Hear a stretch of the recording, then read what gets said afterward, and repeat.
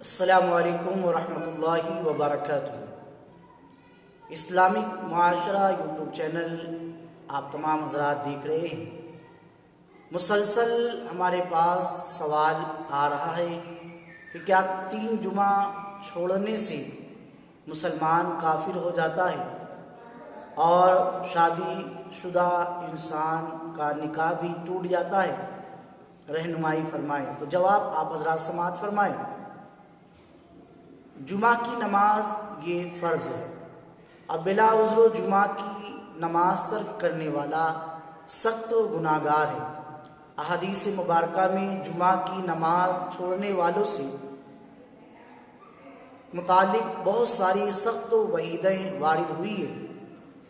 ترمذی شریف کی ایک حدیث مبارکہ ہے اور آپ اسے ابواب الجمعہ باب ما جاء فی ترک الجمعہ من غیر عذر میں دیکھ سکتے ہیں۔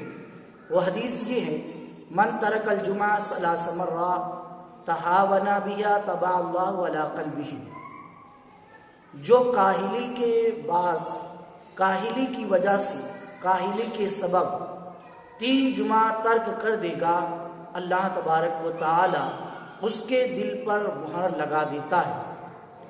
جان بوجھ کر 3 جمعہ ترک کر دینے والے کے دل پر اللہ تعالی مہر لگا دیتا ہے۔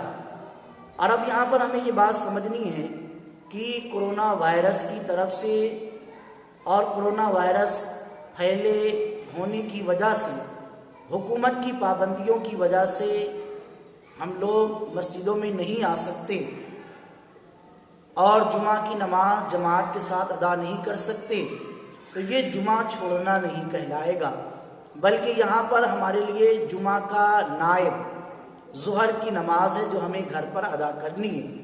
ہاں، اگر ہم نے جمعہ کی نماز بھی نہیں پڑھی اور ظہر کی نماز بھی نہیں ادا کی، تب ہم لوگ جمعہ چھوڑنے والوں میں شمار کیے جائیں گے۔ ایک اور حدیث مبارکہ میں ہے، یہ سنن ابو داؤد، ترمذی شریف، سنن نسائی اور ابن ماجہ کی حدیث ہے۔ حضرت زمیری راوی ہیں کہ رسول کریم صلی اللہ علیہ وسلم نے فرمایا، جو آدمی محض سستی اور کاہلی کی بنا پر 3 جمعہ چھوڑ دے گا، اللہ تبارک و تعالی اس کے دل پر مہر لگا دے گا۔ ان احادیث سے جمعہ کی نماز کی اہمیت کا علم ہوتا ہے۔ نیز جمعہ کے چھوڑنے پر جو وعیدیں وارد ہیں وہ بھی ان احادیث سے صاف طور پر واضح ہو جاتی ہے۔ البتہ سستی، کاہلی اور غفلت کی وجہ سے اگر کسی نے نماز جمعہ چھوڑ دی تو وہ کافر نہیں ہوتا اور نہ ہی اس کا نکاح ٹوٹتا ہے، بلکہ